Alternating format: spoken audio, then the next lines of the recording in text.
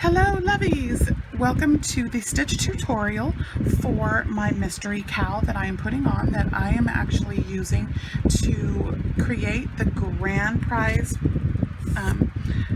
creation for my Harvest Moon giveaway. So what I started with here is just a test swatch of foundation half double crochets. Okay, so you can either start with your first row of chains and then second row of half double crochets across.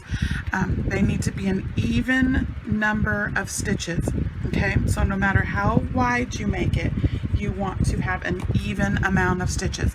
So I like to use the foundation chain because it's stretchy.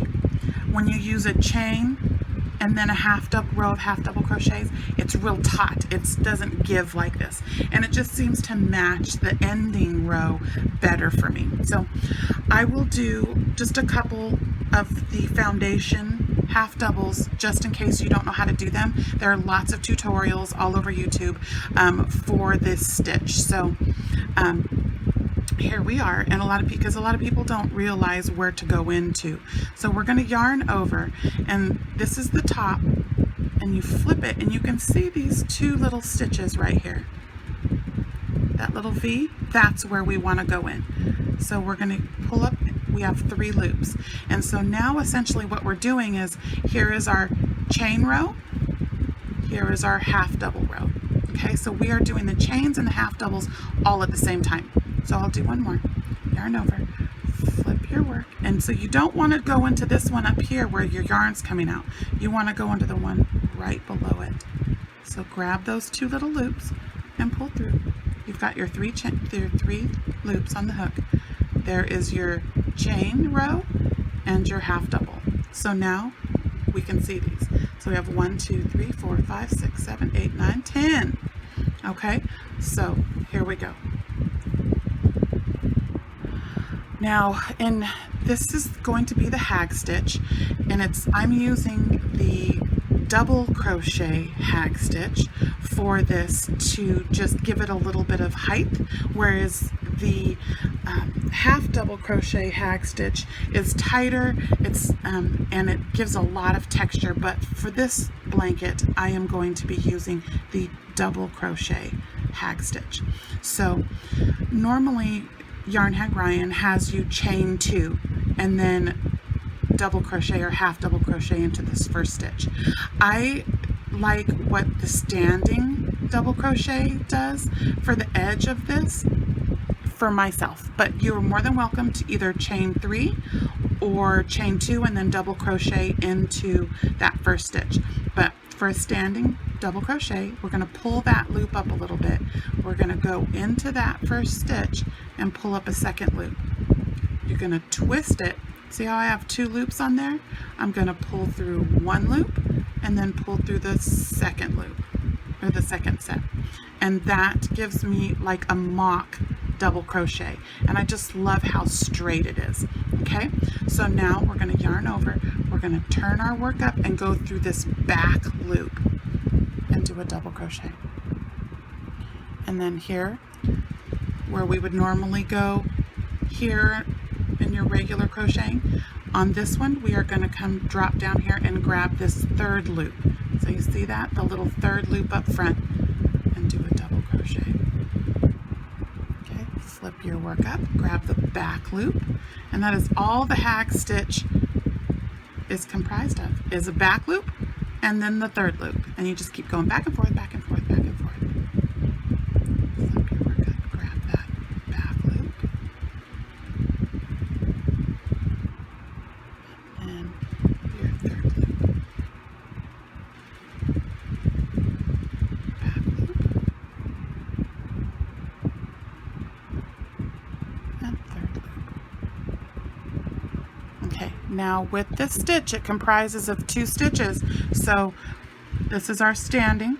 So 1, 2, 3, 4, 5, 6, 7, 8. And then 9 and 10 are our 2 ending stitches, which is going to be a double crochet just to keep it nice and straight. So what we do is, you see this? this is our last stitch right here, and we want to just put a double crochet in there.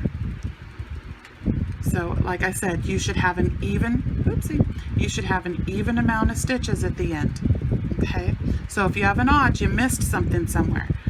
Okay, so now we are going to turn our work and do either your chain 3, chain 2, double crochet into the same, or like I'm going to do is my standing double. Oopsie. Flick it around and then pull through 1 and then pull through 2. Okay, now this is where I had discussed that we are going to use landmarks every single time. Instead of having to count all of these, we always want our third loop to be right in front. See, right in front. So there we go. We are going to go into the front right before that little, I call it the nubbly, and do your third loop double crochet. Okay, and now see, we on top of the nubbly, we are going to go into, flip it up and look for that V and do the back loop. Now originally when I did these tutorials, they were stacking on top of each other, and I started to do my throw and noticed that, you know, they were stacking on top of each other, but then I was like, I didn't like it because Ryan's pattern actually has it looks like a diagonal. You get, you know, this diagonal texture. So I wanted to redo this and make it so, because I had you always start with a back loop. I don't want you to do that. I want you to look for landmarks. Okay, so here's our little nubbly that's sticking out, and we did our back loop. We want to go into the third loop right before the nubbly. So you should, with doing that, looking for these landmarks, you should never have to count your row. What I do, to just because, you know, just what crocheters do, we look, you know, always want to make sure our numbers are true and that we don't get our work adding or losing stitches. Okay, so what I do is I true up when I do the separator rows, which is a row of half double crochets in between each of the stitches. So when you transition between the 3 stitches that I've selected. So here, let's just do a real quick count because we're at the end. See, that's our standing. So 1, 2, 3, 4, 5, 6, 7. So that tells me I need 1 more. Okay, and I'm in a third loop right now, so I'm going to flip this up and I'm going to take that back loop, which also tells us, because Ryan's stitch is comprised of 2 stitches, if I started with the front loop, I'm going to end, or I mean a third loop, I'm going to end in a back loop. Okay, and now here is our little mock standing double crochet. So I'm going to just go right through the top of that and throw a double crochet. Okay. One thing I also like to do when I was first learning these standing double crochets is come in here with a stitch marker. Okay, and you can grab those that little top that we want to go into at the end. Okay, so there is our 2 row, which each of these is going to be either 2 rows, 4 rows, or 6 rows. Okay, so now we've done our hag stitch, and now we're going to do a separator row. Now the separator row are half double crochets. So instead of doing a standing double crochet, I'm going to do a standing half double crochet. So I just pulled through both of them at the same time. Okay, and so there's our 1, go right into the top, and we're just going to do a row of half double crochet. And again, this is the time I like to take. In this row, I usually just by habit end up counting. Okay, so you can make sure you still have an even amount of stitches. Okay, we're going to half double all the way across. So, and in the pattern, when I spun the wheel, I chose the stitch, I chose the colors, and I chose, see, I'm to the end now, I chose the row count. Okay, so right here, And it kind of presents itself right below. You can see the top of that. And just go through those 2 little loops and do your half double. Okay, so let's count them. 1, 2, 3, 4, 5, 6, 7, 8, 9, 10. Ta-da! Flip. And now our next stitch is called the crisscross stitch, and this is comprised of double crochets. So we're going to do our standing double crochet to start off our row, or chain 3 or chain 2 and double crochet into the first, whatever you like to start your row off with. Okay, so now crisscross, we see we're going to skip this first one. We don't want to work in this one because that's where our standing is going into. So we're going to skip this and double crochet into it's the third one over. Okay, so now you see this stitch here that we skipped. We are going to go back to it, go through and pull up a loop and kind of tug it a little bit, and then double crochet. So essentially what we're doing is we're double crocheting around that first stitch, and I like that this gives it a little, you know, crisscross action. Okay, so see here where the end of the very first double crochet is, we want to skip and go into the next and double, turn over, go back to the one we skipped, pull up a loop, give it a tug and double crochet. Okay, skip, go into it, double crochet. My yarn is coming over to say hi. I need a yarn bowl. And then double crochet. And like I said, I like to give it a little tug just to give that, because it really gives that X texture. Okay, so now we're coming to the end. So 2, 4, 6. We know we need one more set of crisscrosses. Okay, so skip, go into this one. It almost looks like we're going into that standing double, but we're not, because you know we need one more set of crisscrosses. Okay, go back, pull up a loop, give it a little tug and double, and now we're going to go into our standing. Right into the top of there. Oopsie. Right into the top and double. Okay, so I always do that whenever I'm trying to show you. I need to pull my yarn up a little bit more. Okay, so turn our work.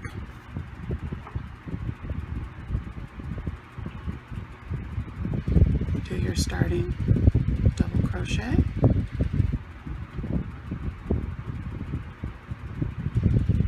Now here comes our landmarks again. Again, you should not have to count your rows if you're looking at these landmarks. Here is our first set of crisscrosses. You can see 1, 2. You can see those stitches stick out like a sore thumb. So yarn over, skip, go into the third, then go back, tug, oopies, and double. Okay, here's our second set. Skip, go into the top of the second, yarn over, go back to the one we skipped, tug, and double. Okay, see, 1, 2, double crochet, yarn over, and go back to the one we skipped. Give it a tug, double. Okay, here's our last set.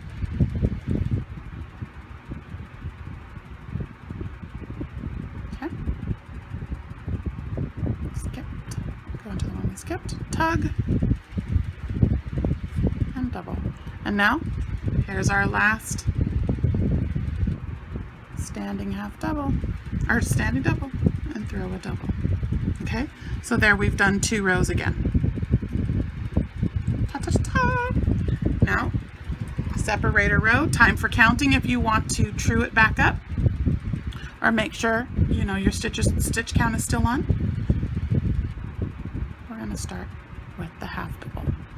Okay, go into every single stitch across. 3, 4, 5, 6, 7, 8, 9, and then into the top of our standing for 10.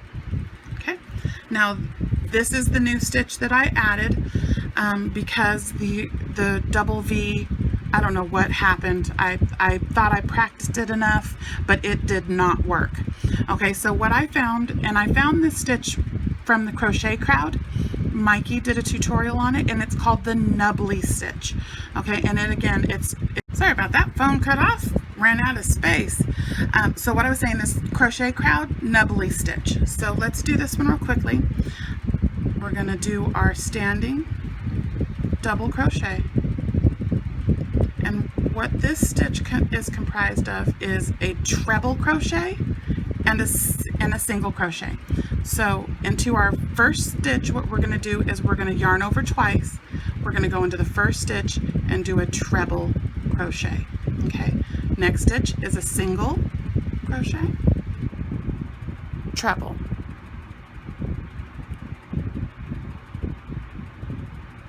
single into the next, treble into the next, and that's all it is.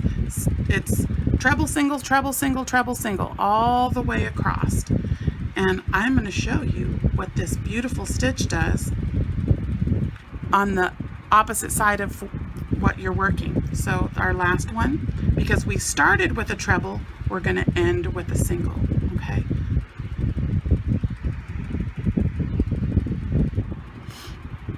My phone is acting up. Okay, so there's our into our last is our double crochet and turn it. Look at Nubblies! Can you see those little Nubblies? So cool. So what the Crochet Crowd's stitch tutorial goes through is he now wants you to do a row of single crochets across, but I don't want you to do that because I want this to look good from both sides. So we are going to now just do another row of Nubblies. So do our standing double, 1 through 2, and see, this is, again, here are our landmarks. In our single crochet, you are always going to put a treble. So yarn over twice, go into that stitch that's a single crochet, and do a treble crochet.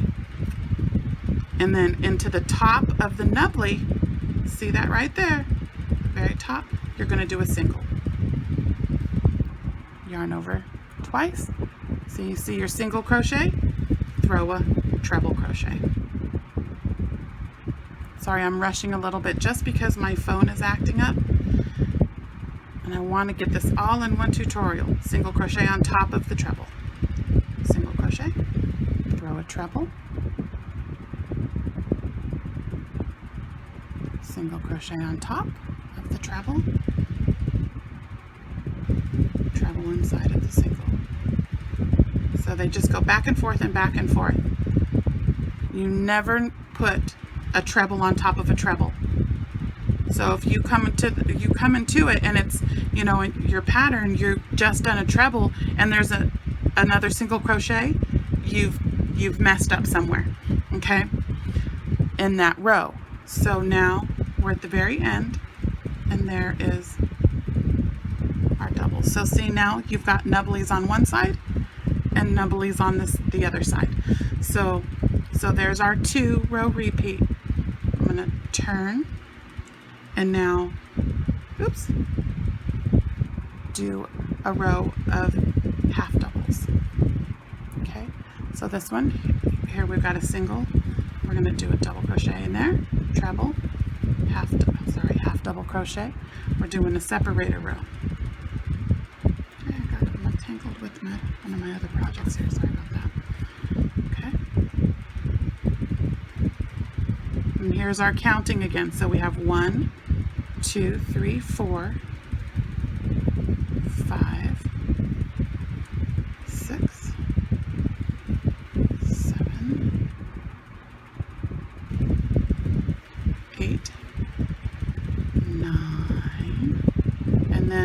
and into the very last.